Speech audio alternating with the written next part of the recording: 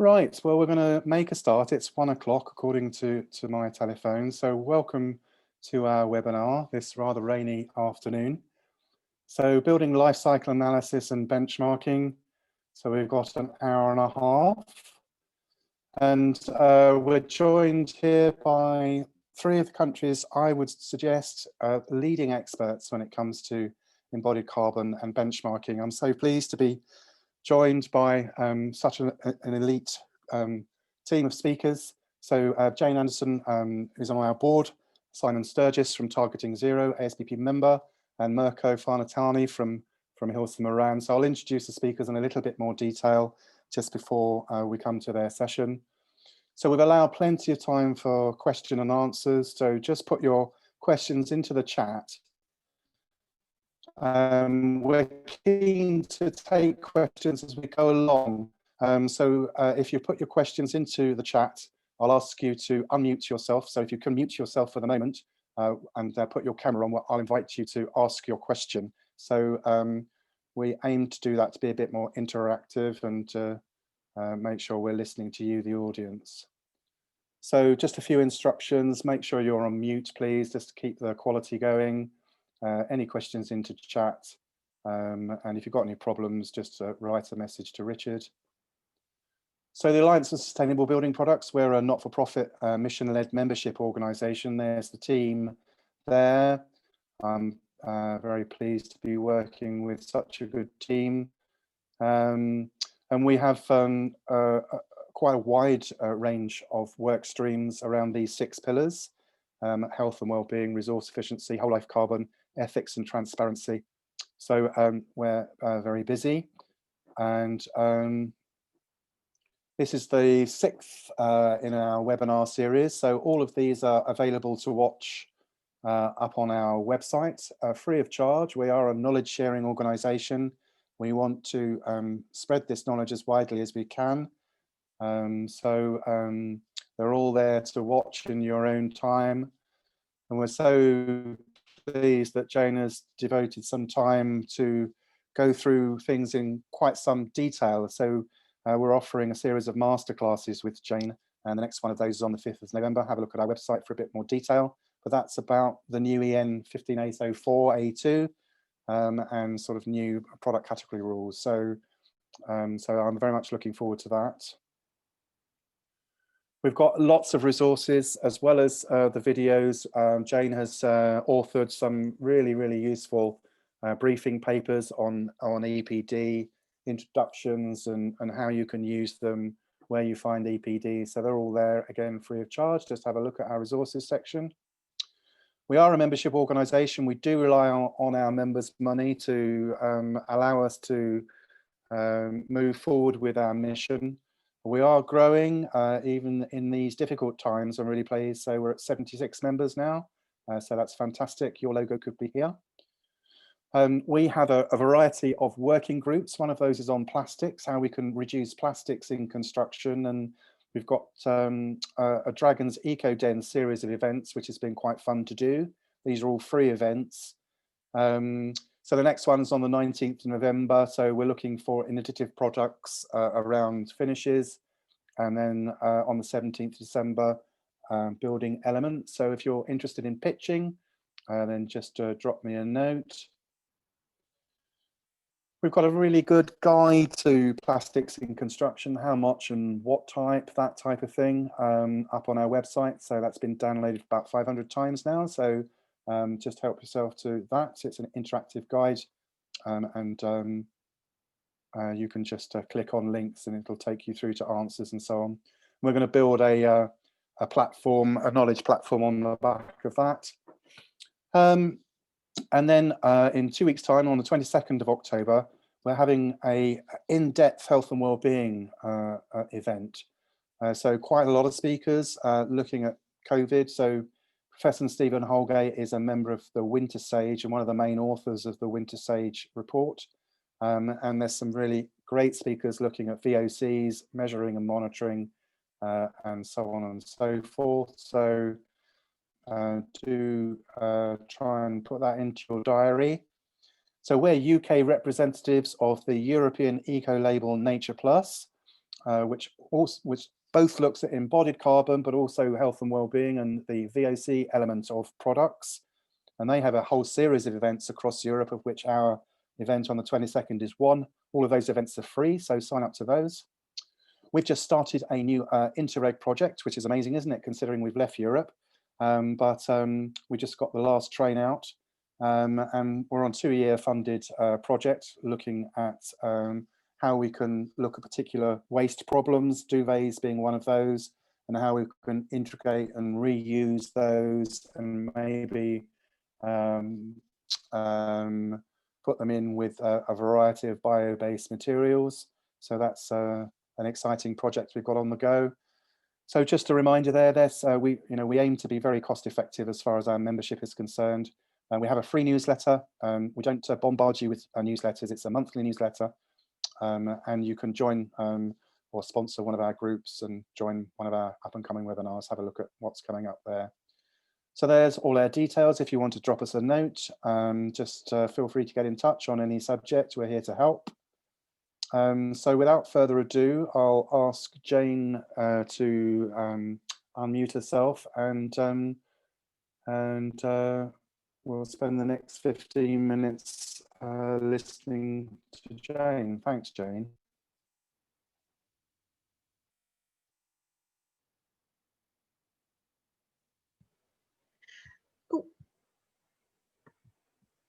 Hello, everybody. Hopefully you can see the screen and hear me.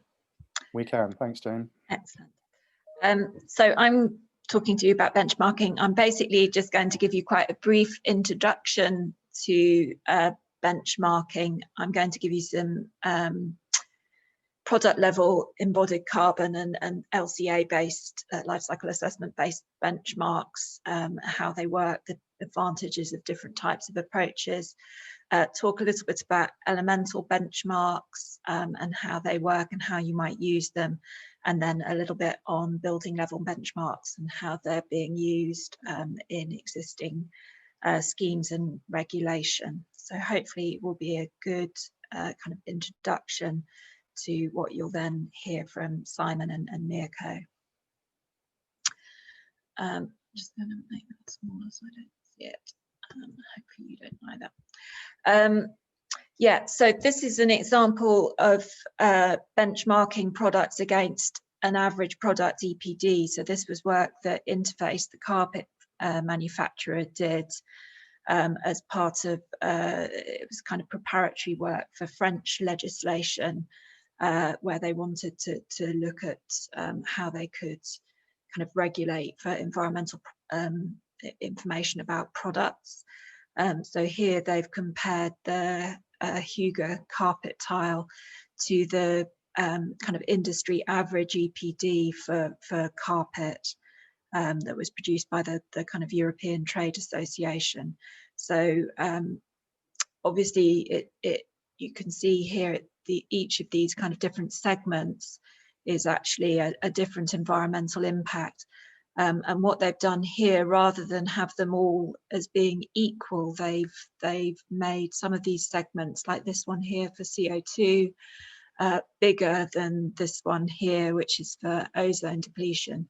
And that's on the basis of the importance of those different environmental impacts for the average carpet tile relative to the impact of one European citizen. So it's a kind of normalization process to decide how important the different segments are. And then obviously the performance of the product is compared to that, the impact of the European product. And you can see here that they're actually better for every single environmental impact.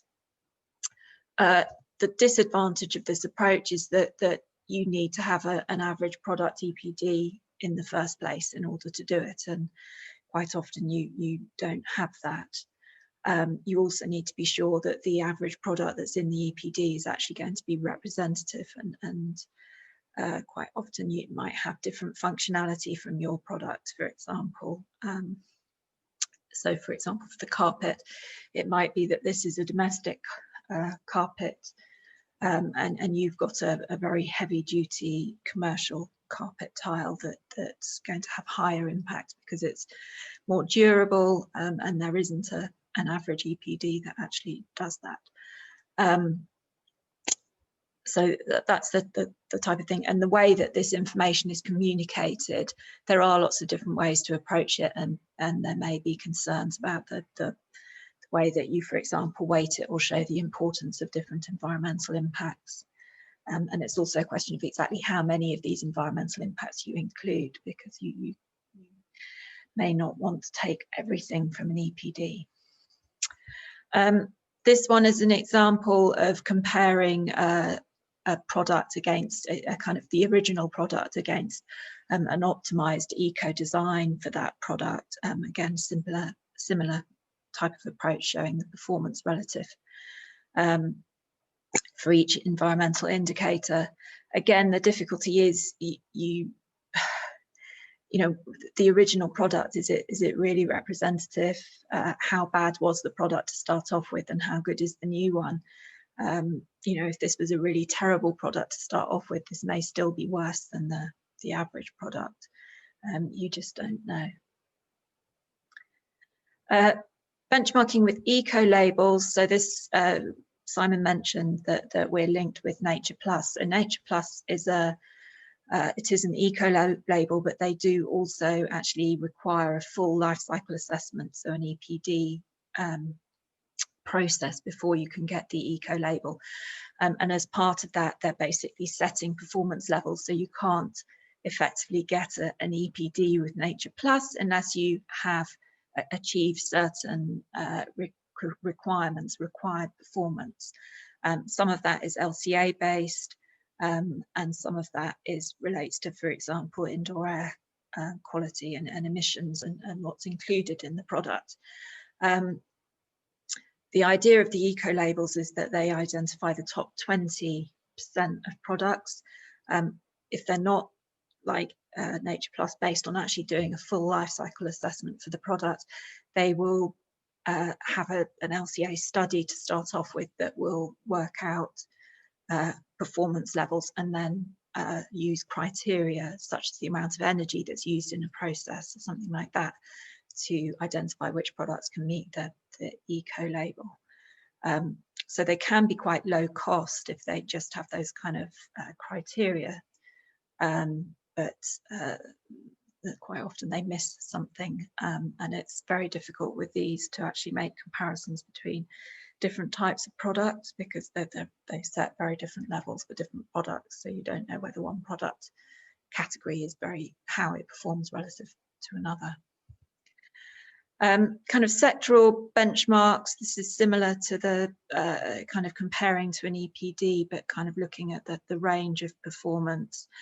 That can be, it can be a really nice way of showing how you perform, but you do need a huge amount of information about the sector first. And for building level benchmarks, effectively in the UK, we really don't have that much information.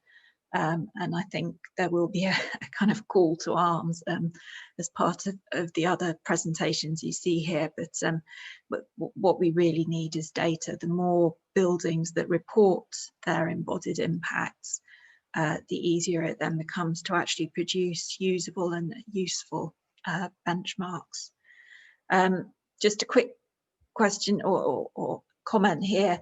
When I say relevant metrics need to be identified, we need to have decisions about whether things should be per meter squared or per person. So for example, for residential buildings, you know, a per meter squared benchmark is great, but you know, if your house is double the size of somebody else's 3-bed house, then your impact's going to be twice as big, even though you've achieved the benchmark. So we potentially need per person or per bedroom benchmarks, per classroom benchmarks for schools, per workplace benchmarks for offices, as well as per meter squared benchmarks, or we at least need to think about them.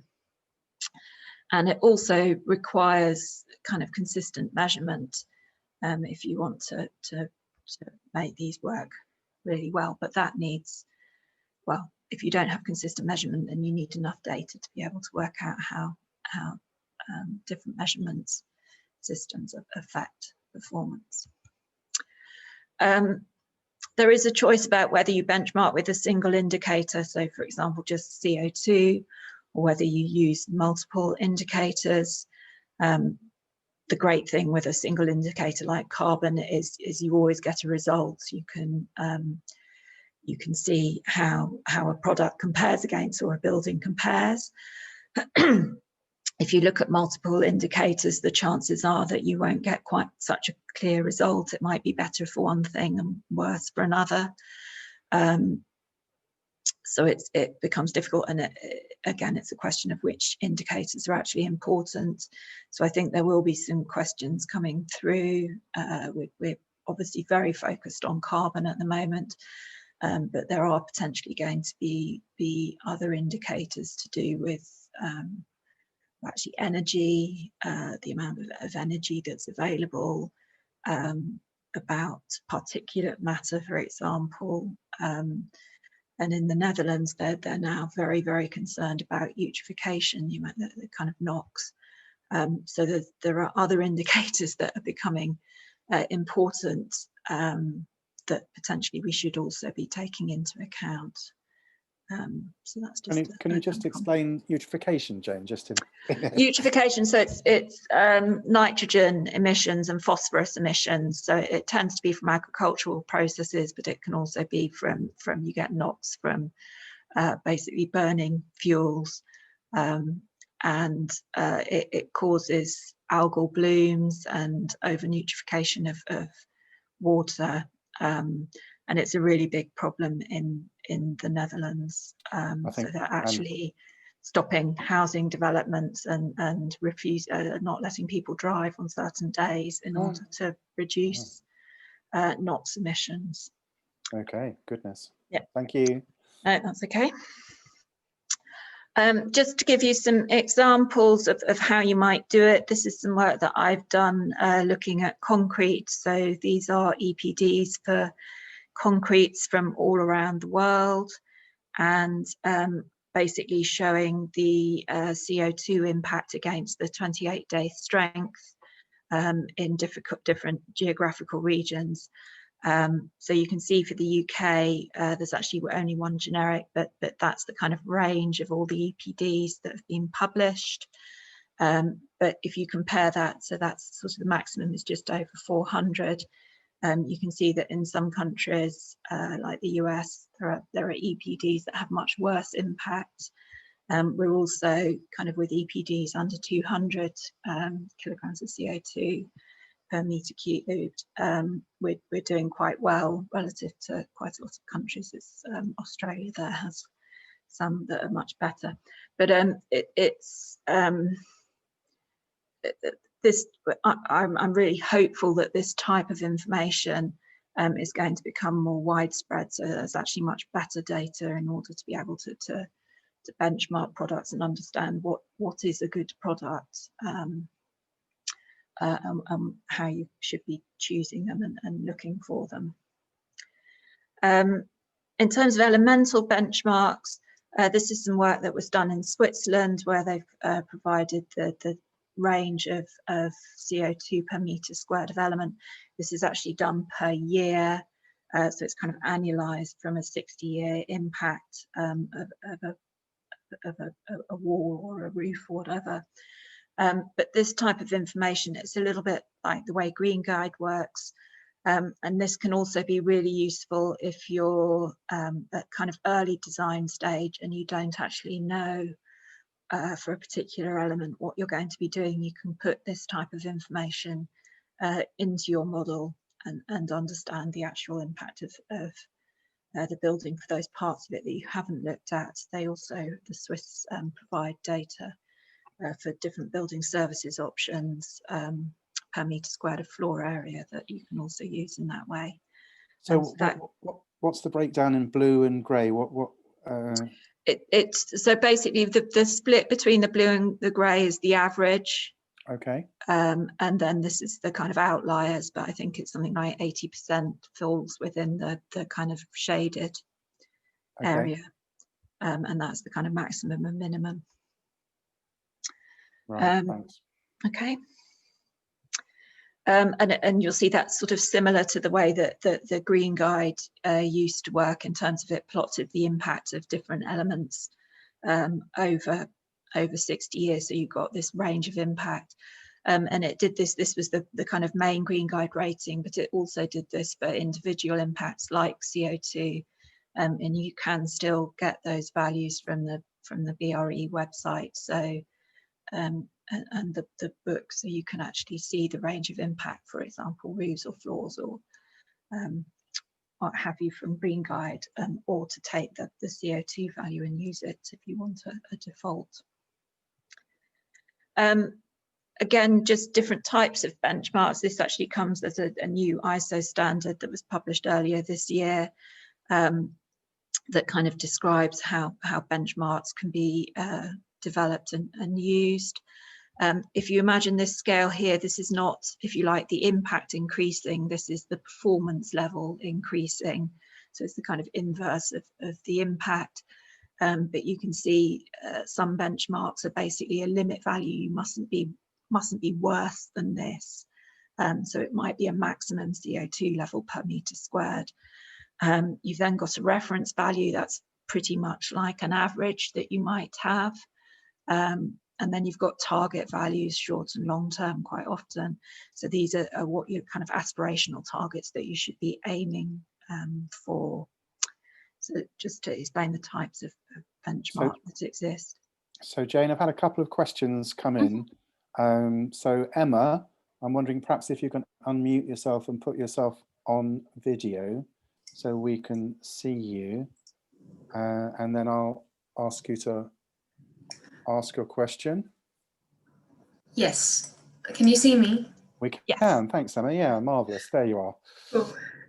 So I had a question on the previous chart with the elemental, the one before. Yeah. Yeah. So I was wondering if that takes into consideration the fact that, for example, steel might be more carbon intensive than concrete, but you end up needing a lot less to go into your building. You know, that sort of swing in the... So effectively these are done for a meter squared. So for example, for the window here, then it's 1, 2, 3, 4. No, the window is here. So there's a big range, but that will take account of both the materials you need and the amounts of them to produce that particular element. The fact that they might need replacement. Yeah, it's over a 60-year life, so it will take account of maintenance and replacement, and then what happens at the end of life.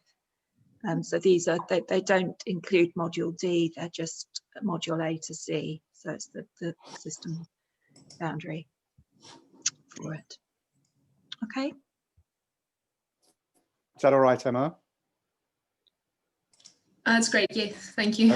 Okay, great. I've got another couple of questions, Jane, just come in. So we'll just take these. So I've got a good question from Rob Wheaton.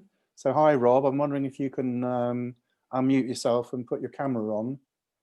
This is an age-old question, but a very good one. So hi, Rob. Hi. Hi, Jane. Yeah, I just keep hearing quite a lot, actually. Should we be measuring embodied energy or instead of embodied carbon? And I haven't really got a view on it, but I was just wondering, what do you feel about it, actually? Yeah, no, I was having a conversation with somebody only the other day about it.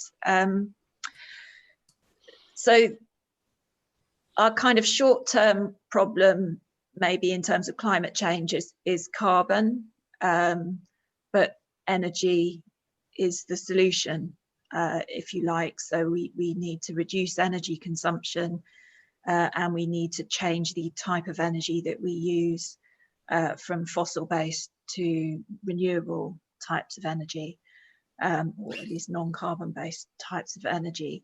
And it's going to be a lot easier to do that if we use less energy rather than just to make that swap. So there are good arguments for doing or using both. I think at the moment the energy argument, it becomes very complicated if you have to try and have indicators for both the amount of energy that you use and then say the percentage of renewables, or you look at total energy and then the amount of renewable energy that you're using. It's a kind of harder one to explain, whereas carbon can kind of capture that at the moment in terms of it sort of just takes account of the impact, and it hopes that you've reduced the energy consumption that you're using, as well as its intensity. But I think there are good arguments for both, and effectively EPDs and hopefully sort of not necessarily embodied carbon tools for buildings, but if you're using a life cycle assessment tool, then you ought to be able to get the energy indicators out as well, and that it is interesting to look at that. But I think carbon, it's a single indicator, and it's the biggest issue that we're dealing with at the moment, so maybe it's simpler. Okay, lovely. Thanks for that, Jane. That's a great answer. And Callum just makes a point that you know, we need to be thinking about the relevant functional unit. So if you're trying to make comparisons across materials, which is a very good point. So thanks for that, Callum. Yeah. Yeah, definitely.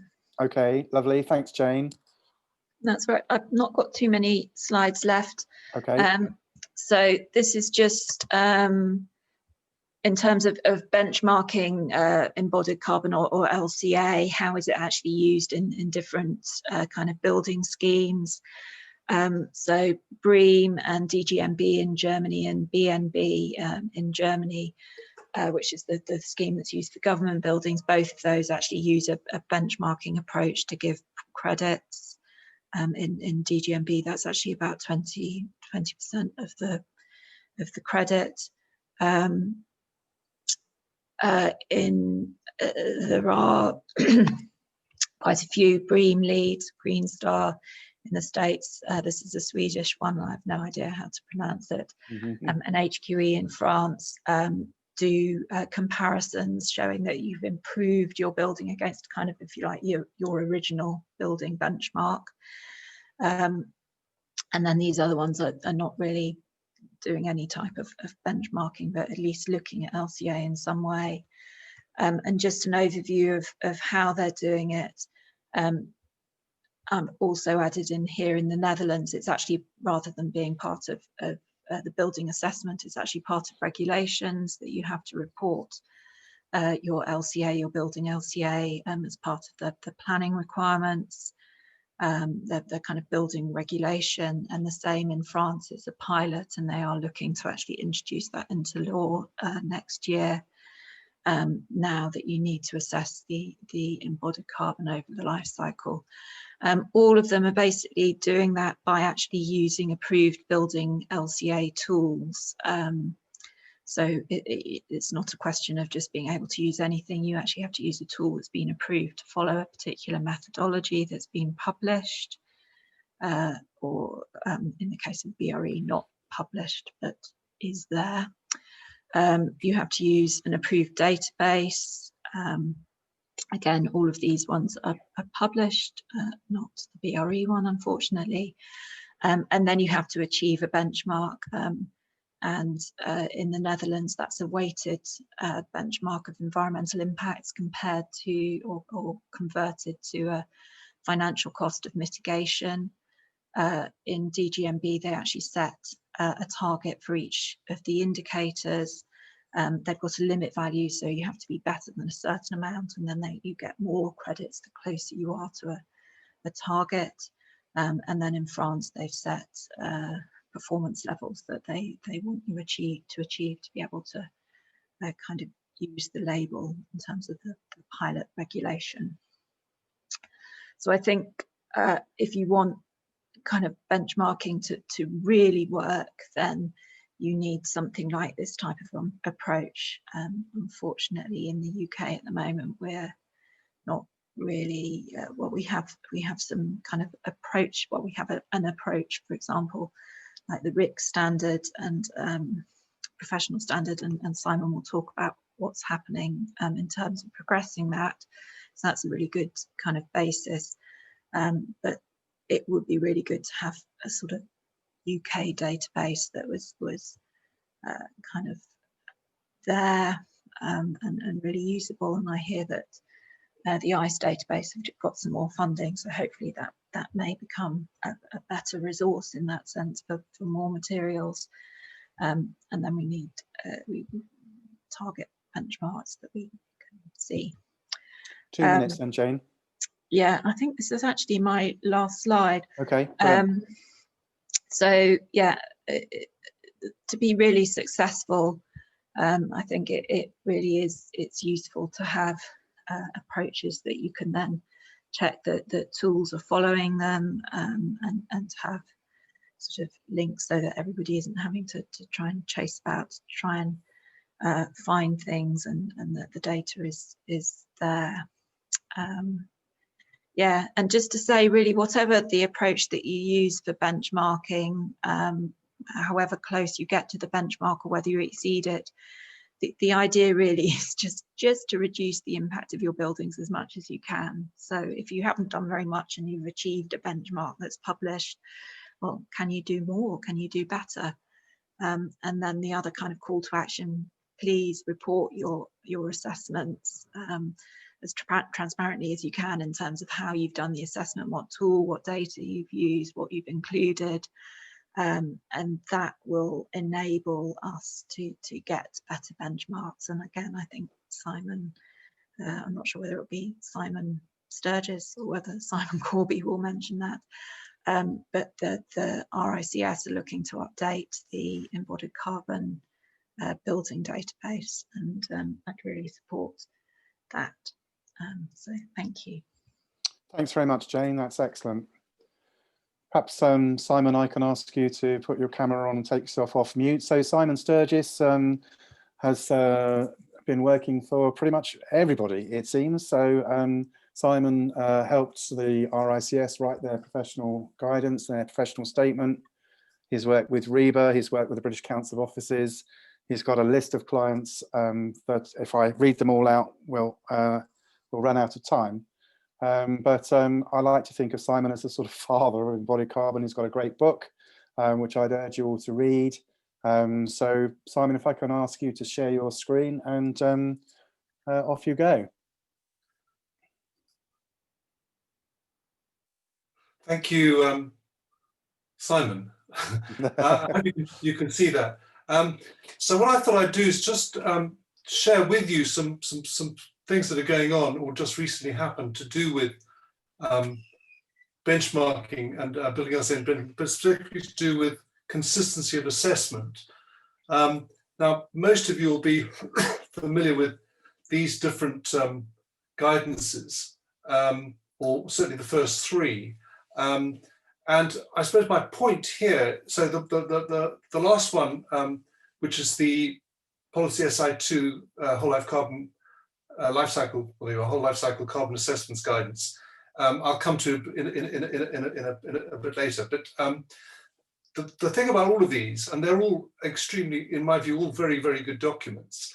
But the one issue has been that they vary slightly in various different ways. So, for example, between the RIBA 2030 challenge and the LETI climate emergency design guide, you've got differences in the sort of benchmarking figures they're putting out, and also in differences in interpretation between all four of those. And in fact, the Policy SI2 guidance there has benchmarking as well, and that is again different to the first two.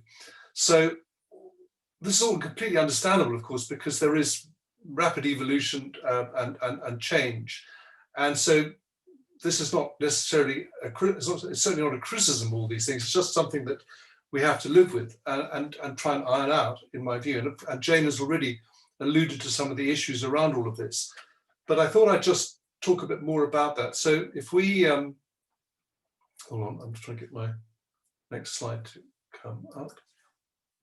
Okay, so this slide here is from the it's basically an adaptation from the RICS professional statement. It's the reporting matrix at the back of the document.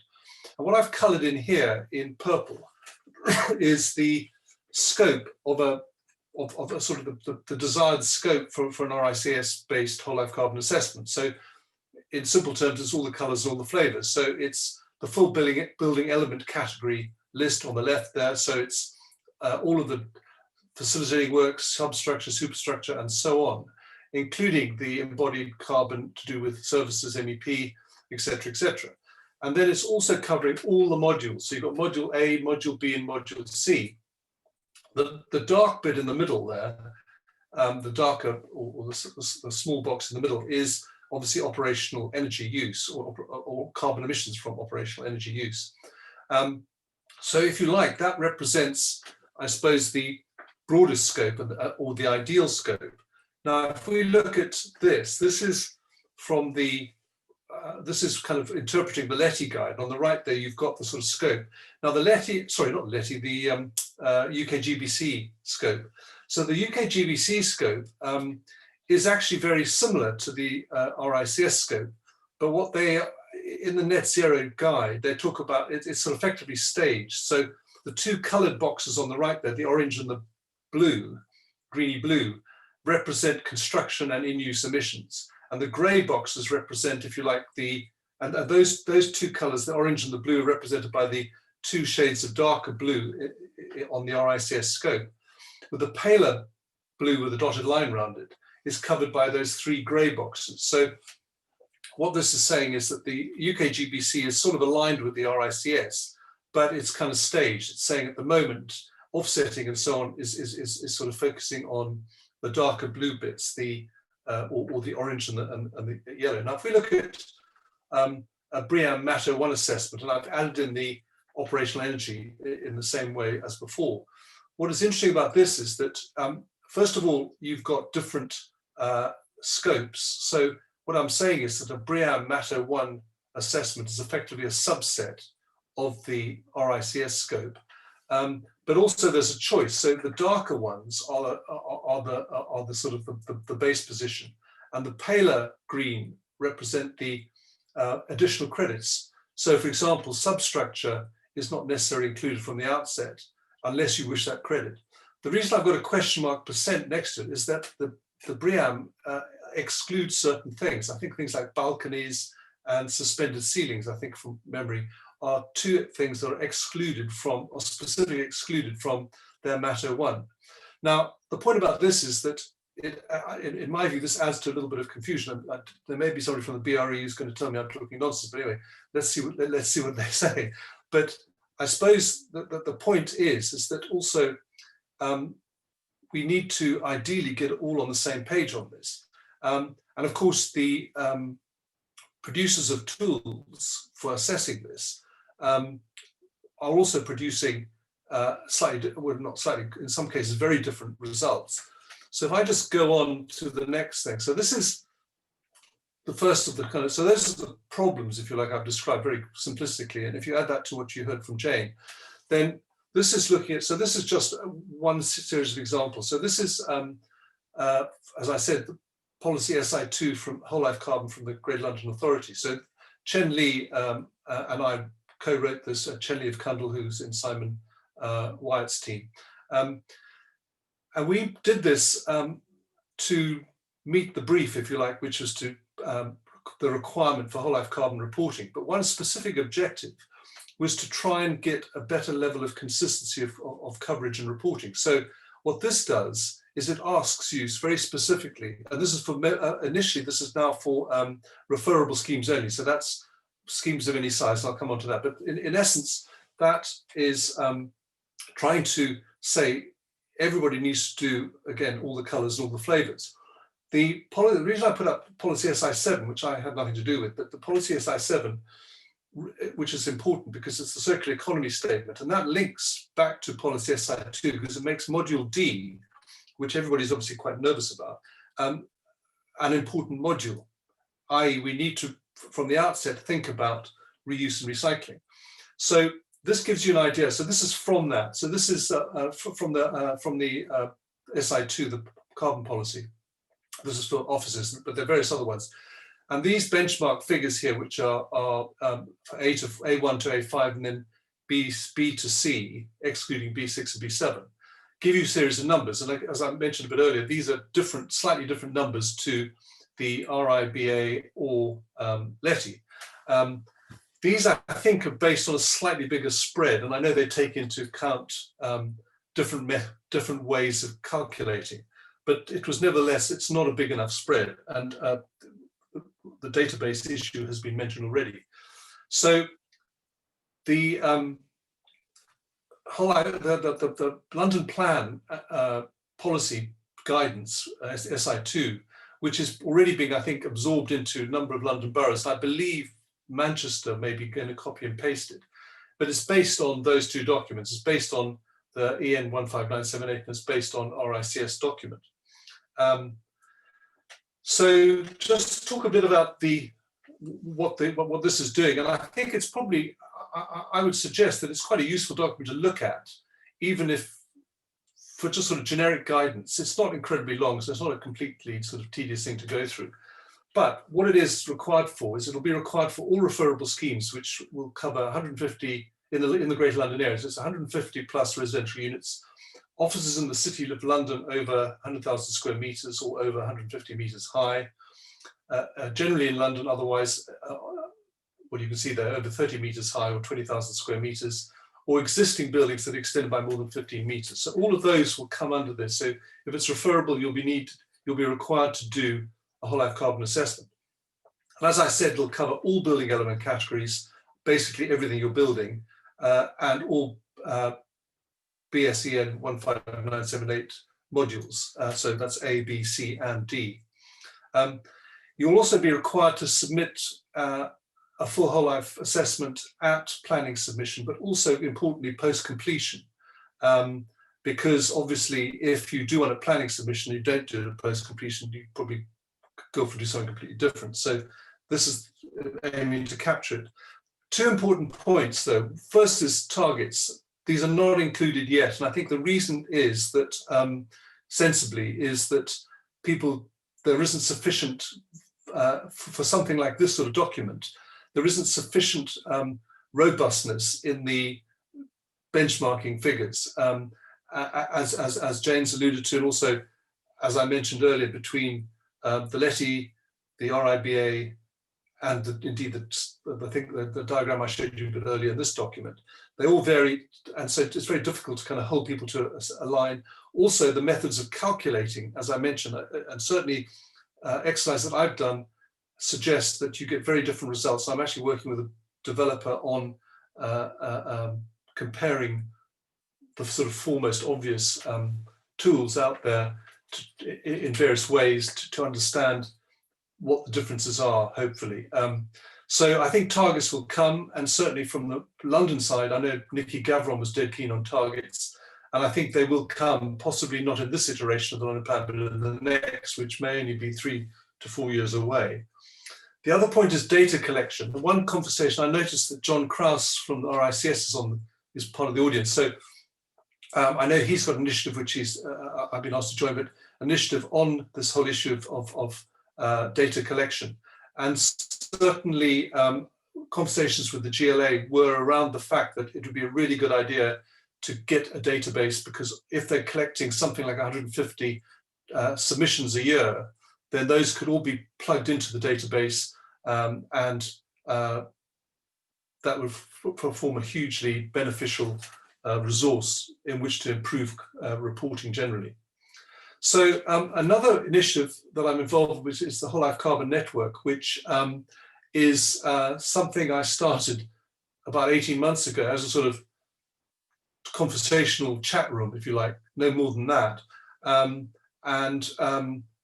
It's now got about 70 plus members who are all slightly on the geeky side and interested in sort of complexities of carbon assessment.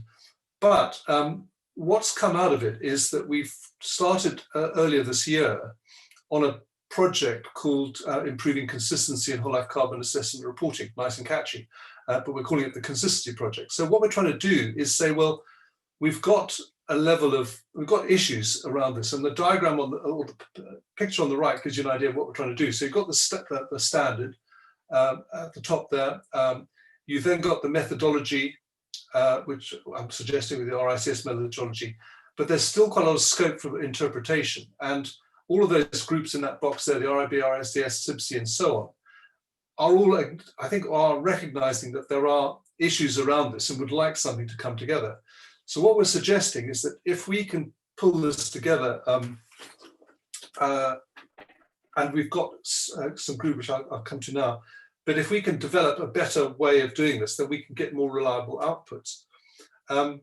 So we have 7 groups. One is definitions, because, and I'll come to definition in a minute.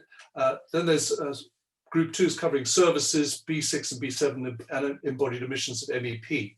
And Clara Bagnall, George, and others are working on in that group, Simon Wyatt, Louise Amo, and 1 or 2 others. So they are working on that, although interestingly, SIBC has been doing a lot on embodied carbon over the last couple of months or so, and that will feed into this, the embodied carbon of MEP, which I think is a really important thing. Group 3, building element categories, and so on, group 4, 5, and 6, and then group 7, issues of general guidance. So what we've got here, so this is showing the issues of general guidance on the left, and on the right is module A from the RICS or the British Standard. So what this is showing is the kind of what we've described as the topic on the left. So if you look at the left-hand one, issues of general, the topic's issue in this particular sheet is issues of general guidance. The issue is, all the issues are spatial boundaries, building element categories, reference study period, and so on. And those are all come out of the RICS document, and there's the reference just to the right. And then the actions, so the actions for those have been broken up amongst all those different groups.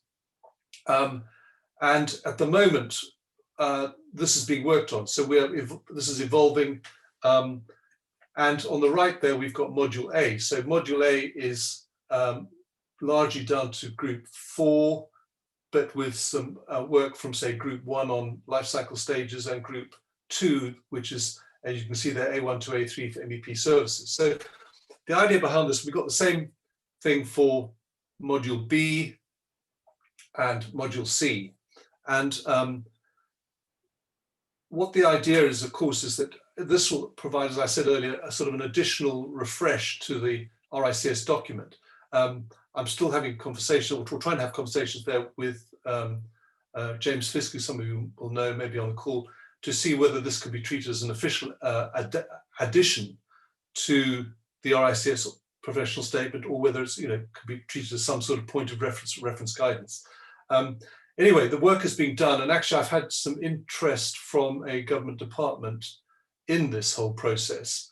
And so on that subject, watch this space. But just to conclude on this, group 1, just to give you an idea on this. So group 1 is about definitions, and this is still being evolved. But we've got a group, and you can see there, those are people who've been involved in the group, or are involved in the group rather.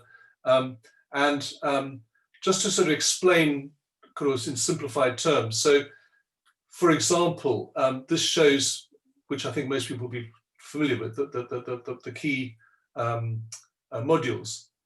So, but of course, what this is describing, for example, module A is upfront carbon. This comes from the World Green Building Council, and I think it's a good thing, a good definition. But many people refer to this sort of loosely as embodied carbon. Construction is referred to as embodied carbon.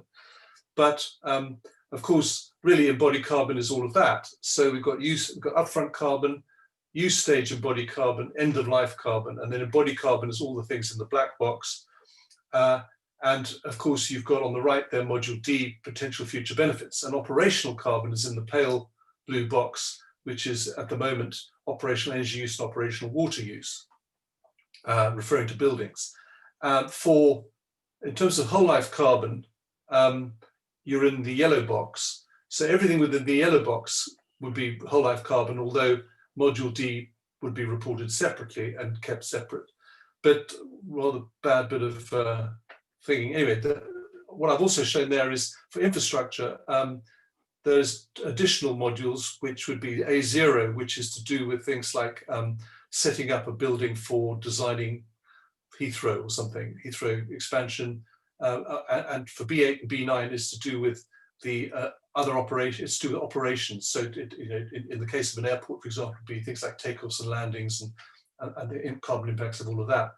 So that is my last slide.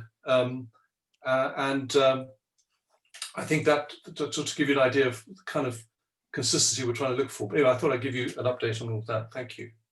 Thanks, Simon. That's excellent. So we've got a few questions come in. So I'll take those in a moment, but I'm going to move on now and ask Mirko to turn his camera on, share his screen.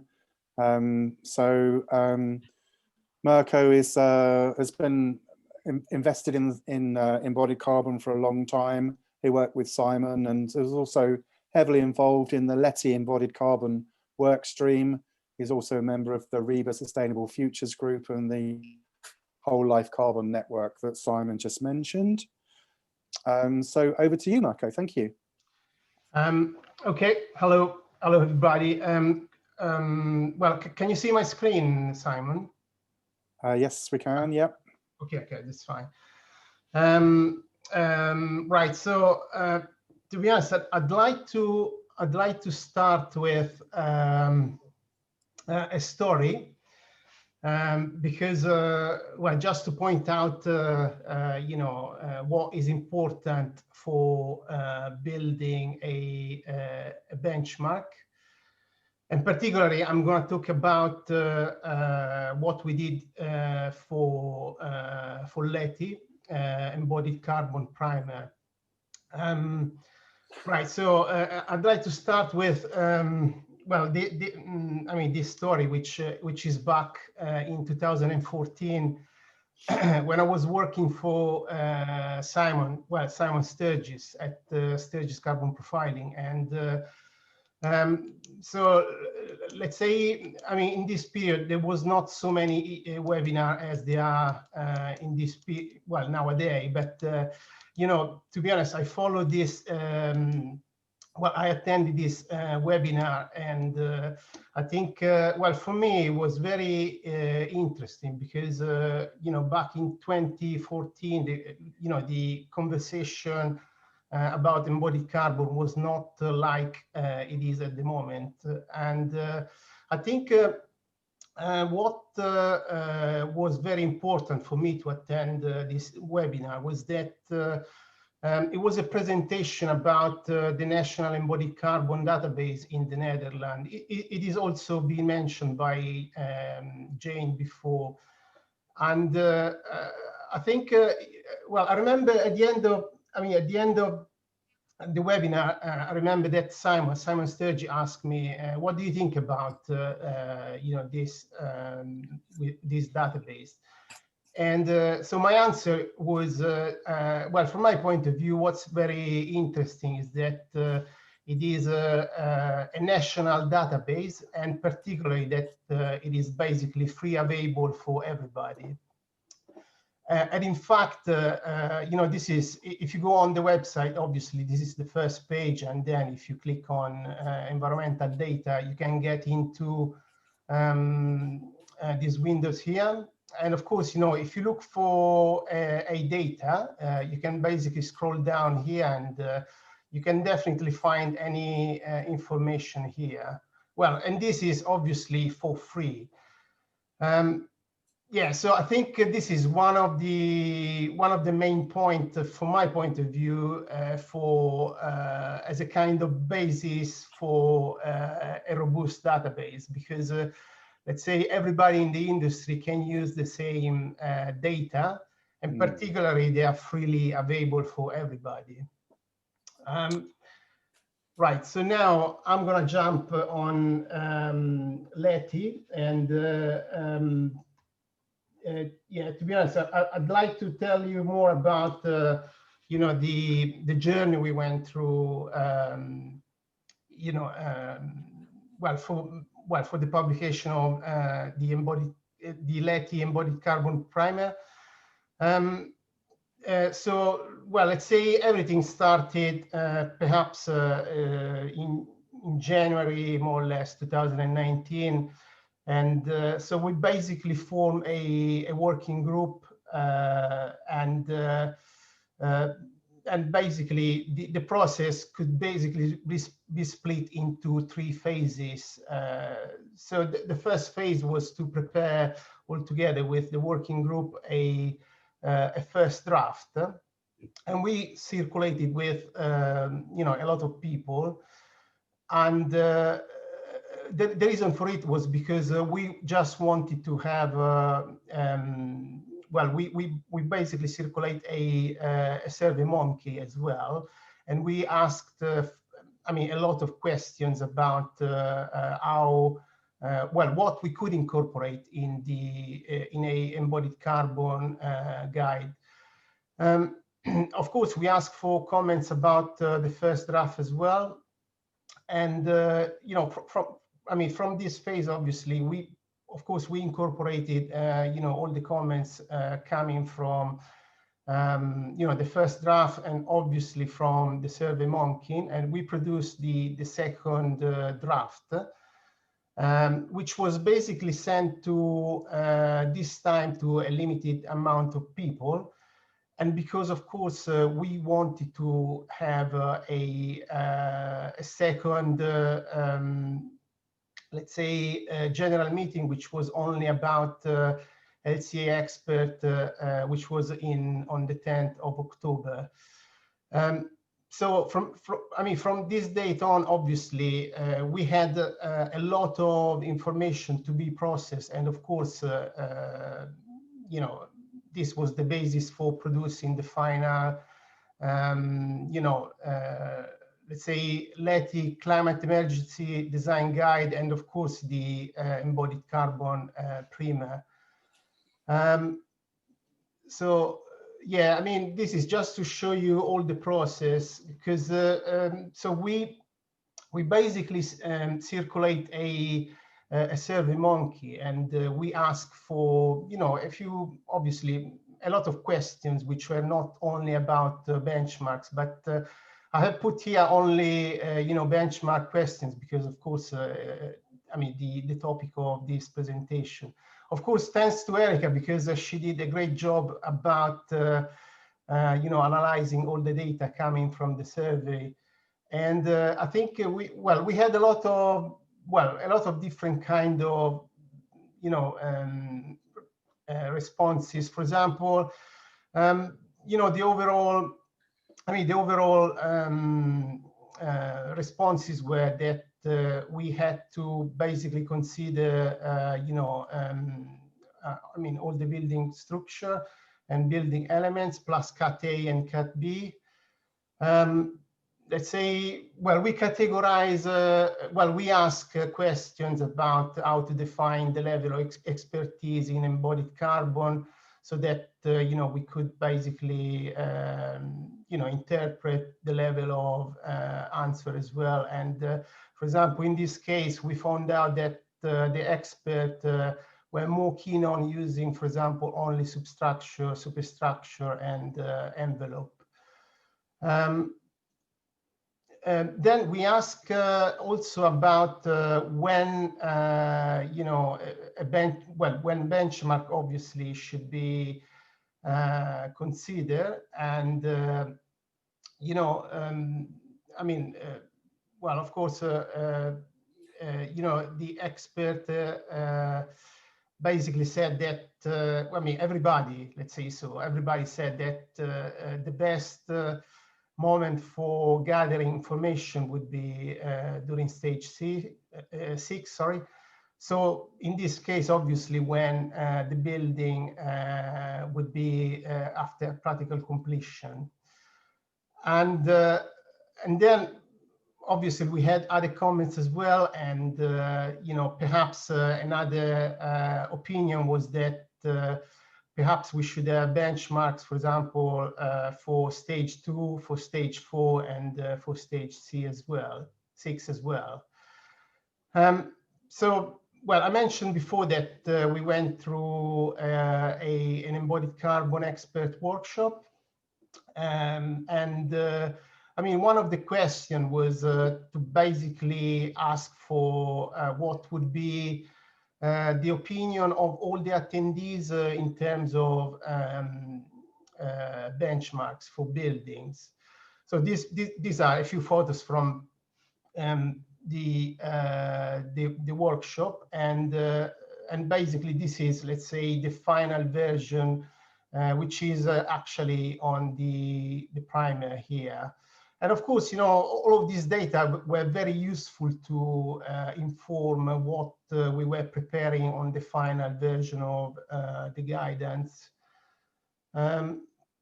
Right, so, I mean, just to, well, the way we basically prepare the benchmark, obviously, was going through a lot of different aspects to be analyzed. So one of the aspects we analyzed was to basically take into consideration, you know, a lot of building examples, you know, just to have an idea about a kind of average for, let's say, every building types, and particularly about every building elements as well. We of course, well, had a look at, for example, the RIBA 2030 Climate Challenge, because, you know, there were benchmarks as well. And of course, what we consider as well was the fact that apparently the grid decarbonization is going to be decarbonized. Yeah, perhaps I would like to use this question mark as well, I hope it's going to happen. And I think I mean, the impact in grid decarbonization, of course, will basically, you know, hit the supply chain as well. And, you know, of course, well, if the grid will decarbonize, obviously, the supply chain will decarbonize. And the conclusion would be that, you know, perhaps in 2050, you know, the production of material will be lower in terms of embodied carbon. And of course, you know, EPD will be affected by this, of course, affected in a way, well, in a positive way, because of course, I believe, you know, the embodied carbon reporting on EPDs will be lower, obviously. Yeah, to be honest, I'd like to finish with, well, this question mark again, because it is, well, grid decarbonization, it is not 100% sure yet, or at least how much is going to be possible. Then I think another important aspects we consider was obviously, you know, the transition period we are in this moment. So basically, we are moving from, let's say, circular economy to, sorry, from linear economy to circular economy. To be honest, I've been involved in the BAM project when I was at BRE, and well, to be honest, I understood the connection between embodied carbon and the integration of circular economy in the embodied carbon, particularly embodied carbon reduction strategy. So, you know, from, let's say, from initial sketches, we ended up in, let's say, this version here, which is at the moment on the LETI guidance. So, you know, just to sum up about what we did, obviously, you know, grid decarbonization was taken into consideration. Of course, the grid decarbonization will positively impact material. We consider, obviously, you know, a lot of building, you know, in order to understand which could be, you know, the best benchmark, obviously. We consider, obviously, circular economy, and also what was important was to consider, you know, the carbon sequestration coming from any, well, timber-based or bio-based products used in the building. And of course, we came out with, benchmarks. And so let's say what we prepare was a kind of roadmap towards a net zero all life carbon. And what we did was that we established, well, let's say we more than established, we basically, we wanted to stimulate the industry. So that's why we basically prepare a few numbers. I think what's very important to understand here is how what the number referred to. For example, all of those numbers here are, of course, per square meter of GIA, and particularly they refer to what is called the upfront carbon, or the carbon at practical completion here. And of course, what the building elements they should be used are those ones written here in this key. So yeah, I mean, of course, by considering all of the aspects I mentioned before, obviously, the recommended 2020 targets, of course, should be better. Of course, we are already in 2020, so yeah, well, the fact is a bit challenging. And so we basically suggested other targets as well for 2030. And of course, I mean, thinking about towards all life net zero carbon, obviously, the final results had to be zero, to be honest, at the end. But I mean, I think what it is important in this roadmap is to basically give the message that, of course, it would be possible to achieve this if, of course, it will be, there will be an integration of, for example, circular economy aspects. If it was possible, obviously, to decarbonize the grid, and of course, by using timber-based element as well. So let's say the reason for it, obviously, two minutes, Mirko. Okay. Well, the reason for it was obviously to stimulate the discussion in the industry. I think what is very important for establishing a benchmark, it is obviously to have a solid baseline model. And of course, by having a solid baseline model, obviously, we can basically calculate a reduction. So what, well, these are basically extract from the Latin embodied carbon primer as well. And I think here the important is to set basically well, all the building elements that should be considered. And what is very important as well is to provide, let's say, fixed number for building a solid baseline. I think I was very happy when, this is the last slide. To be honest, I was very happy when when basically I reviewed the IS2T document, which was published in August, because I think the IS2T decided to go for, let's say, more or less the same approach we used in LETI, meaning basically to indicate building elements related to embodied carbon emissions. And I think, yeah, this is the last slide. Thank you. Okay, thank you very much, Mirko. That's excellent. So we've got quite a lot of questions that have come in. So perhaps I'll ask our speakers to put their cameras on and take themselves off mute. So just let's go back to what Simon was talking about, which was the GLA and embodied carbon within London local plan. So just to remind everybody, this is in draft form and it's about to come out and go to consultation. So Anne-Marie Robinson at the GLA is going to let me know as soon as that consultation opens, which is imminently. we'll let everybody know. We'll put that in our newsletter and we'll send that out. So, and I've got a question here from Rob, which I think is quite relevant on the planning front. So Rob, maybe I could ask you to put your camera on and ask your question about Part B and building regulations, planning. Yeah, hi. It was to the panel really.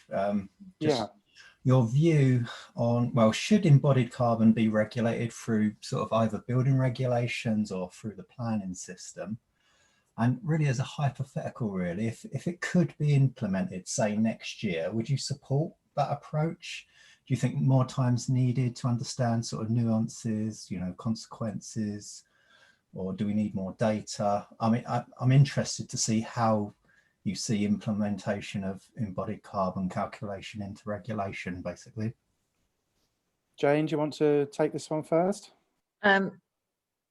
Yes, I really think we need to get it into regulation sooner rather than later. It's a substantial part of our impacts, and at the moment we're just ignoring it. I think there is enough data. I do think there is a need to adopt an approach. I think it would be really good if we could have an agreed UK database and agreed UK scenarios that were publicly available and that had a degree of scrutiny and review. But I would, I mean, the way it works, for example, in the Netherlands, they had 5 years of just reporting their environmental impacts before they ever set any legislative limit. And part of my PhD is to actually try and understand whether that made a difference, just measuring it and looking at it and actually having that kind of information quantified and using the tools before you even start limiting it.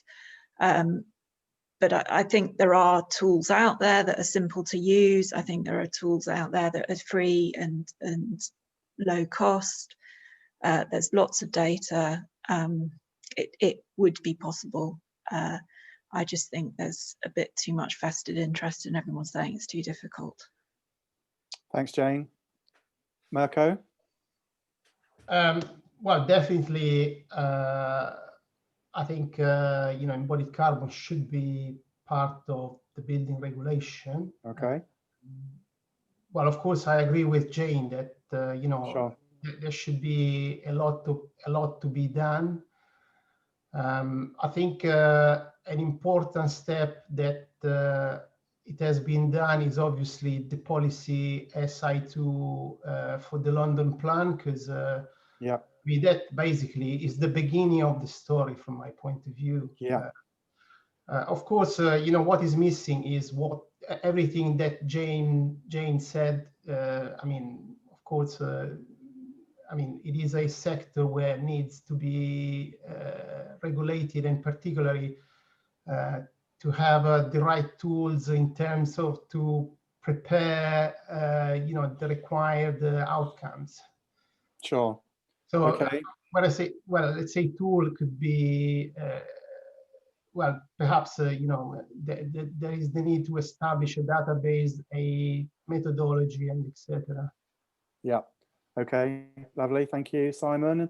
Any last comments to make on that one? We've got quite a few questions to get through. And I just to endorse what Jane has said particularly, and I suppose I mean, I remember there was a conversation at the Green Construction Board about this about 5 years ago, but the quickest way to get this is clearly planning. Yes, it should be in building regulations, but they take forever to kind of get the level of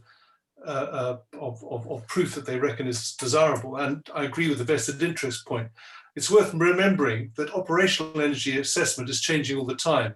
And it's gone, in the last few years, it's gone from Part L calculations to TM54 to design for performance, all of which have hugely different outcomes. And also I've noticed from judging things that when you look at the SBEM modeling, you get wildly different things. So, you know, it's not as if embodied carbon is okay. the worst place. Yeah, no, really interesting point, Simon. Thank you. Well made. Thank you. Okay, so Wilf, I've got a question, quite a long question here. So about tools, which I think is a very reasonable question. It's one we get asked quite a lot. Simon, do you want to have a respond on that one? Okay. Yes, I mean, the issue of tools, I think, is obviously, well, there's two parts to this. I think the first part is, yes, we need tools to do the assessments, but I think we need, in a way, almost better is to have the right understanding so that we make the right decisions without tools, if that makes sense. But of course, if we're going to report on numbers and benchmarks, things, we need the tools. The problem at the moment is that what I've found is that the different tools, I'm not going to mention any names, but the sort of four most obvious tools tend to have different outcomes. You ask the questions, you get different answers. And I know, for example, one of them has, you know, if you compare the embodied in use compared to the construction, it's about 4%. Whereas I know, you know, normally it should be a lot more than that, 30 to 40, 30%. So, yeah, you know, there are issues there. But okay. I think if you look at them now, they all claim to meet the GLA SI2 requirements. I think if you're looking for a sort of cheap entry level thing, and I have to mention one here, Hawkins Brown HBERT is free and will help you. You know, you can mess around with it as it's free. You can just do it and try it out, and it gives you, you know, useful information, but it's not as comprehensive as the other ones. I know that I think it's what used to be called Rapier, but it's now called Ecolab with a double C, is about £27, I think, for a workstation per month. So these are not hugely expensive, and of course then you've got one-click and e-tool, which are sort of more expensive, and I'm sure Jane can add to that. Yeah, I can see her hand up. Jane, yeah, please. Well, I mean, E2 have a free version, and One-Click LCA have now partnered with UK GBC and have a kind of entry-level free carbon tool as well.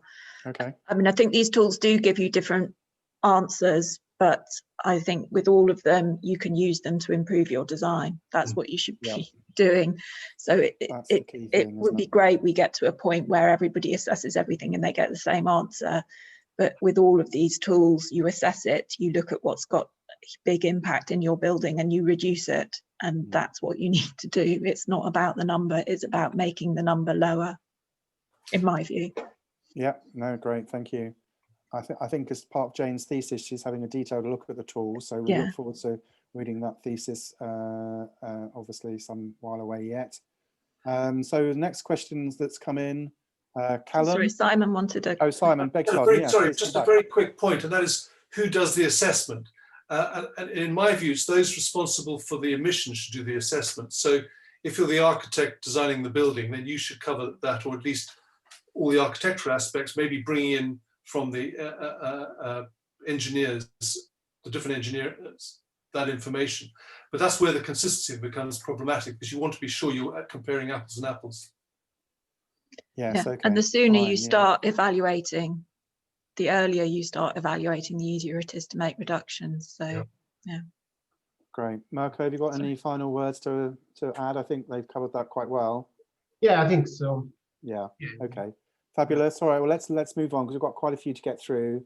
I'm mindful of the time. So Callum, welcome, Callum. Nice to see you. Perhaps I can ask you to put your camera on and take yourself off mute, and then we can compare beard growths. I can't see the camera.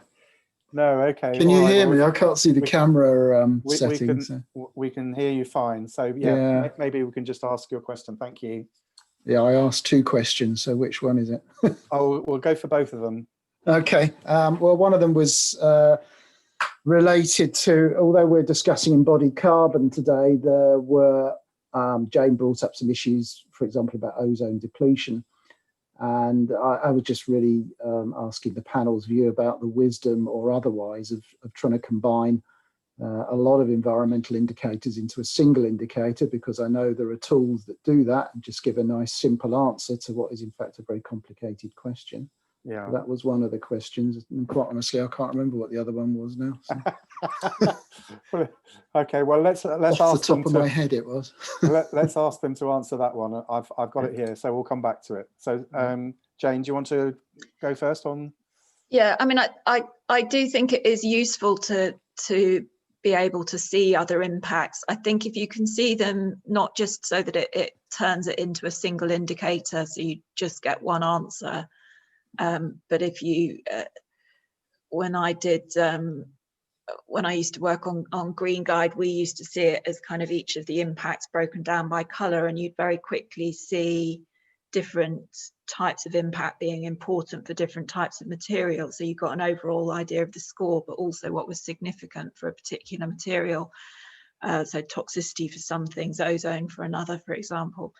I think that's useful because you see everything, but it is enormously difficult. I know most architects, you know, you've not only got to worry about cost, you've got to worry about safety, you've got to worry about performance, you've got to worry about carbon. You know, we can't add another 13 environmental indicators and expect you to stay sane. So, you know, life is what life is.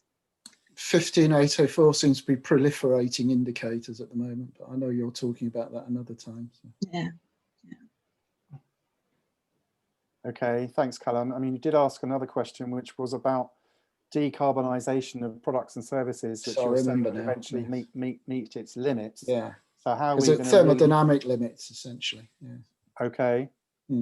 So, I mean, we are going to reach a point where we're not going to be able to decarbonise products or services any further, and yet we have a target of 0 carbon. So what are we going to do? I'm not aware that the government is putting any serious money into a carbon capture and storage infrastructure. I think, well, so the challenging question. If you create products in the same way and just look at how you decarbonize them, that's one thing you can do. We need to look at how we can create products in different ways and different sorts of products. And we need to look at, you know, radically changing the efficiency of how we build. So the Arup, I think, did the study where they looked at the actual performance of steel within a steel structure, and you know, 95% of the steel, if not more, was massively over designed, over specified, because it's just much easier to have the same steel section across your whole floor plate.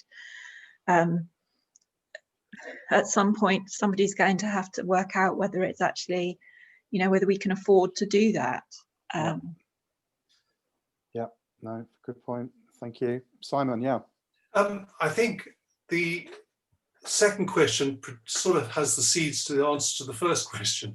I think that an oversimplification, which is sort of what I see aggregation as, and I know everybody wants to sort of the easy answer, but I think that the problem is with easy answers, they distance people from the implications of their actions. And I think what we need is for people to be really close to understand, have a closer understanding of the implications. So for example, if you put gold leaf on your cladding, it costs a hell of a lot more. It's straightforward, very simple kind of thing. But people don't necessarily understand the same with carbon emissions or environmental indicators. So I think, or other environmental indicators, I really do think that, you know, which comes back to the point about products. I think, you know, if we understand better the implications of the products we ask for on our buildings, the environmental implications, and I specifically include carbon, obviously, then we will start to be more careful about what we choose, and the demand for those products that work better will presumably increase. So, you know, we need to understand better. We can't just, you know, my kind of standard reference point is anodized versus powder coated aluminium. For powder coated, you can get away. For powder coated, you can get away. When I say get away, you can use recycled content because the substrate color doesn't matter. With anodized, you have to have consistent substrate, so you need to have virgin aluminium. And of course, the carbon impacts of those of what is basically a color choice or a finish choice has ramifications. So we really need to understand the implications, and I think anything that brings us closer to that is a good thing. Yeah, thank you, Simon. Very well put. Thank you, Any final points, Mirko? I think so. At the moment, I mean, products are specified according to particular performance. So it could be, you know, mechanical performance, long-lasting. If you take, for example, insulation, they are specified in terms of U values, for example.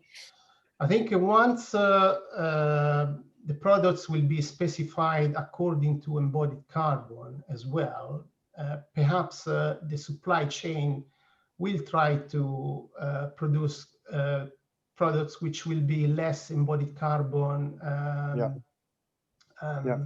you're so right. Intense, and therefore this will stimulate also, you know, the supply chain to decarbonize or to find a way to reduce the impact. Yeah, no, I thoroughly agree. All right, lovely. Thank you very much, everybody. Okay, I'm going to move on to our next question. Every time we answer a question, 2 more come in. So we're going to run out of time, but I think that's a good thing. So just bear with us as we try and answer these, but not rush through them. So Emma, I've got you down next. So it's showing a certain amount of frustration, I think, really, that we don't actually have targets within the GLA documentation. Are you going to take yourself? Yeah, I'm not sure. Yeah, I'm not sure it's for Simon specifically to answer, because it probably comes from the GLA itself. Yeah. But I read under point 1.8, a set of benchmarks have been developed which applicants will be asked to compare against their own results as part of their whole life cycle assessment, and which the GLA will refer to in its review of these assessments. And from my experiences with GLA applications so far, on the energy part, even before the new London plan was issued, we were already required to meet the requirements of the new draft London plan back then. And I'm just wondering whether this might be really a target in hiding in a way. Okay, Simon, you're probably closest to this process, I think. Yeah, I mean, I think Emma's right. That's the Cabinet Office phoning you. Probably. I think Emma's right. I mean, targets would be a good thing, and I would have been dead in favour of targets. I think there was an element of caution from the GLA, as there is, as sort of the same things that, which was to do with the maturity of the whole thing, I suppose. This was the first time this was coming into, you know, London guidance, and they were just anxious about having targets. I know that Nikki Gavron was very keen on targets, but I think there was a concern, you know, anyway, there was sort of bureaucratic issues there, and I don't want to kind of badmouth anybody, but it was just one of those things that we didn't manage to win on. But I'm hoping we can win on next time round. So, you know, I agree. But we did manage to put in some sort of indicators, as work by Chen Li, which I showed one slide of. So there are figures in there. Okay. They're not official benchmarks, but I think they're kind of, those would either become targets, or the next generation of those figures would become the targets. Okay, lovely. Thank you very much. So we have had some discussions with the GLA and RICS and looking at how we can use the RICS database, but there's quite a lot of work to do to the RICS database to bring it up to speed. So those discussions will be ongoing. So next question I've got from Mikhail. So Mikhail, if I can ask you perhaps to take your mute off and put yourself onto camera, we can probably compare beer growths. But are you there? Yes, can you hear me? Yes, we can. Oh, okay, look at that, fine beard. Hello, everybody. Thank you so much for the great session. It's really, really interesting. So the main question is, because now we are all the time looking at and talking about benchmarking. And the question is, what benchmark we should use? Either the best current the best current traditional way of building the buildings, or the ideal buildings, or maybe not ideal building, but the buildings that meet the requirements, but with the lowest embodied carbon as we can achieve. Yeah, that is the question in general.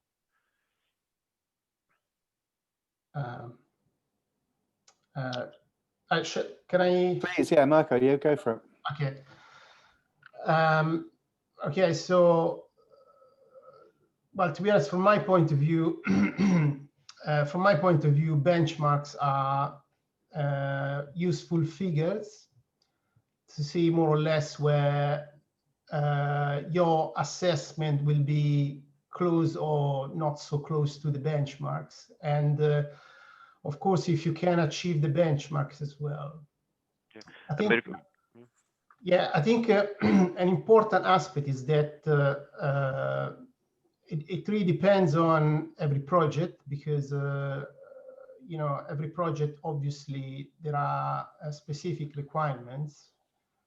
So to be honest, I wouldn't feel so frustrated if you cannot achieve, let's say, a very stringent target. But I think what is important, you know, is obviously to try to reduce embodied carbon. Yeah.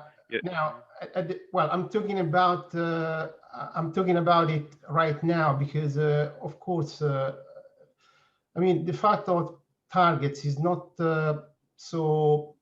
Perhaps it needs more development. Perhaps, you know, after going through this 5-year period that Jane said before, I mean, regarding the Netherlands, where obviously you can gather data so that, you know, a benchmark value could be more in a realistic average. Of course, you can try to achieve this kind of targets. Yes, but you know, my point is, if we make the really bad buildings and we are going to report them, what the benchmark we should use? The bad buildings benchmark, or the, yes, Simon? Well, okay, I'm going to answer this by saying, giving you the same advice I gave a commercial client, and that is that from a purely, if you like, science-based or knowledge-based position, we can only know what we know today, and we can estimate what we know for the future, which is indicative. But I said to this particular, I said, actually, the choice they make for the benchmarks, I can help them with this, but to some extent it's evidence-based, but to some extent it's political. You have to decide what you want to achieve. And by political, I mean, you're gazing into the future. You're saying, we wish to be in this position. Now, you know, if you go back to, I don't know, 1950 or something, and people said we're going to be on the moon in 15 years, nobody would have believed it. But well, I think 17 years. Anyway, whenever it was that they got on the moon, you know, at the end of the 60s, which was probably inconceivable. So what I'm getting at is that the benchmarks need to be punchy, and I think, but they need to be believable. If they're ludicrous, well, then people just won't go with them. But if they are, you know, and I think saying we want to be net zero or zero by 2050, which the government said, is so long, you know, is 30 years away. So, you know, you can conceive that happening. To say by 2030 is challenging, but possibly also doable, provided you allow for things like offsetting. So, you know, I think we have to challenge ourselves. And I think the more we challenge ourselves, the better answers we will get. So, you know, as I say, it's part empirical, it's part political. I don't know whether Jane. Okay. Yeah, and because I think, I hear, for example, from manufacturers that there are things that they can do, but the investment that they need to do them and the demand that they see don't match. You know, lots of people would potentially like to buy green products, but they're not willing to pay more for them. And there's a kind of a disconnect, and so something's got to force that. I mean, the type of aspirational benchmarks we're talking about are not going to get us where we need to be. You know, we'd be reducing the impact of housing by 10 or 20%. It's just We've got to do so much more. So even what we call aspirational benchmarks are not going to be enough, but maybe they're enough to show you that these things, I mean, some of them, they are possible to achieve, but you have to work really hard at it.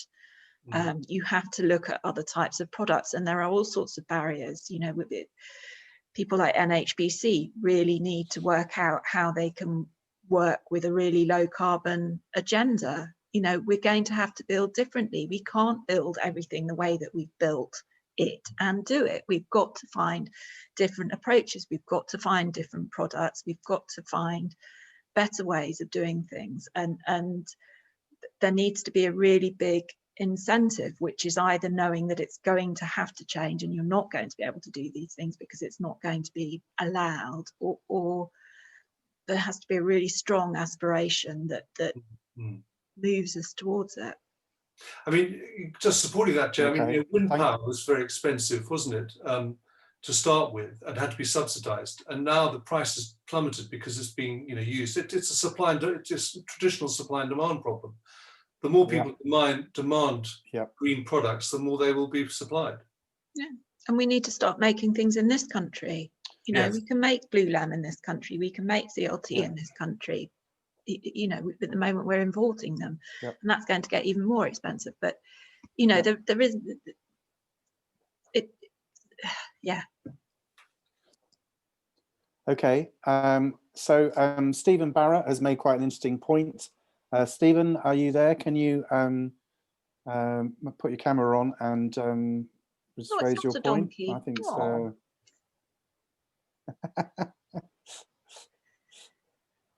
Stephen, are you there, or have you left? Hi there. Yeah, I'm there. Brilliant. Can you hear me? Yes, we can. Thank you. Yeah, great. Welcome. Yeah.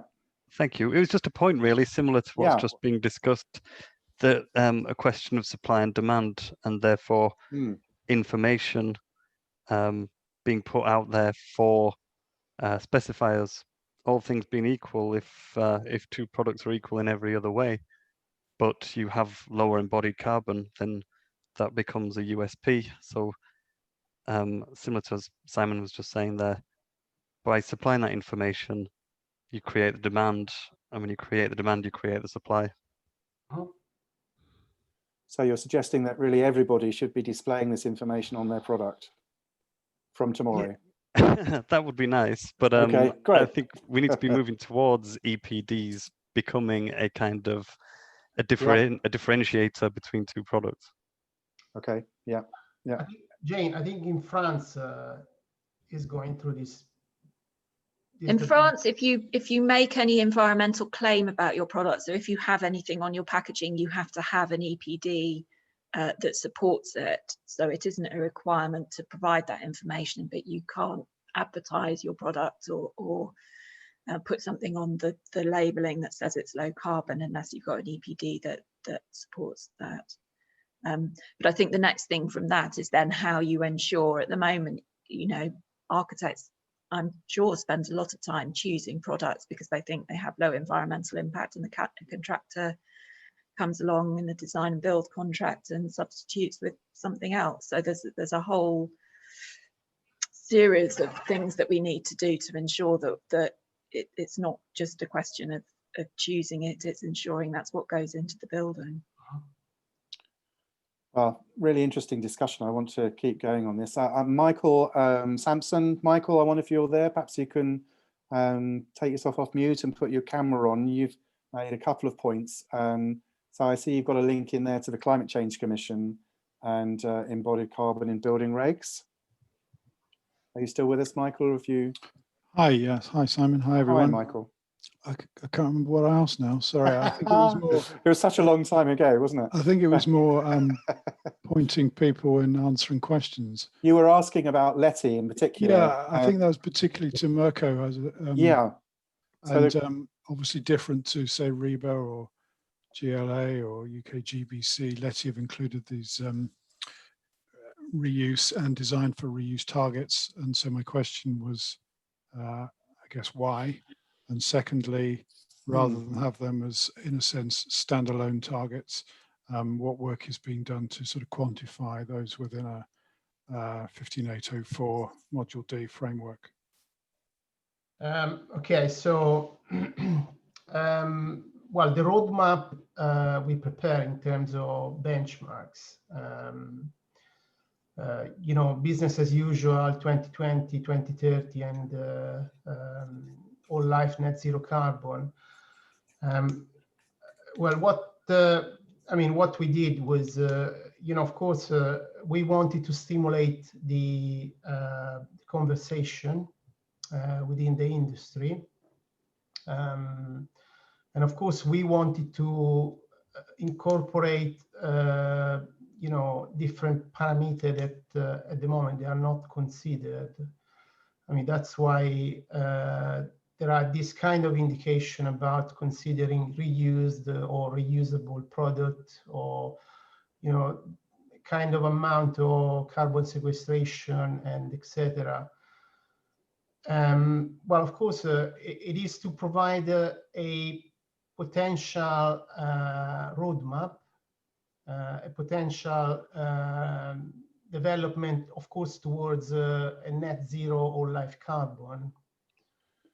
I think that was the only purpose was obviously to stimulate the industry as well. Yeah, yeah. Can I just come back then, Simon, on that? So, I mean, yeah, great. So do. in a sense, there's no science behind them. They're in a sense aspirational targets, I think is my first point. And my second point was, I guess, maybe different from maybe most on the panel. The focus seems to be shifting very much to the upfront agenda rather than the circular agenda. I'm just interested to see that's really the only example I've seen where there are some aspirational targets in relation to looking ahead rather than just focusing on today.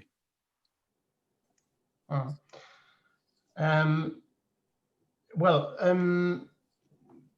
so I mean, of course, I mean, it wasn't. I mean, it was to basically describe a potential path towards, let's say, a all life carbon scenario. I mean, of course, all the data were not put there randomly, but I mean, of course, you know, there was a lot of consideration beyond all of those numbers, obviously. And, you know, of course, there are a lot of uncertainty as well. For example, one of the uncertainty is obviously the grid decarbonization, which it could be, but it could not be, right? Of course, what it is sure is that, you know, the incorporation of circular economy principle within an embodied carbon reduction strategy will definitely decrease the impact. Well, of course, this means that the industry should basically develop towards it as well. Because I mean. Okay, well, I'm sorry to. I think we should probably finish up now. I mean, I love this question and answer. It's been really good, but we've taken up a lot of everybody's time. So I'm going to call it a day there. Thank you. It's been a really, really useful session. I've really enjoyed it. I'm sure our audience has really enjoyed it. So just to mention that on the 14th of October, Jane will be back talking about work we've been doing for Wood Knowledge Wales about looking at embodied carbon for the residential sector and some guidance that we've prepared for social housing in Wales. So that's the 14th of October at 11 o'clock, free webinar. Sign up on the Wood Knowledge Wales website. And we'll be looking at another series around embodied carbon in the new year. So sign up to our newsletter to keep yourself up to speed with our plans there. So it just remains for me to say thank you very much to all the speakers. A big round of applause. Usually there'd be a ripple of applause from our audience, but you'll just have to put up with me. So thank you very, very much for your time. I really, really appreciate giving up so much of your time. It's very generous. And so thank you very much indeed. We look forward to seeing you all soon. So do take care. Okay. Thanks, everybody. Thank you. Thank you.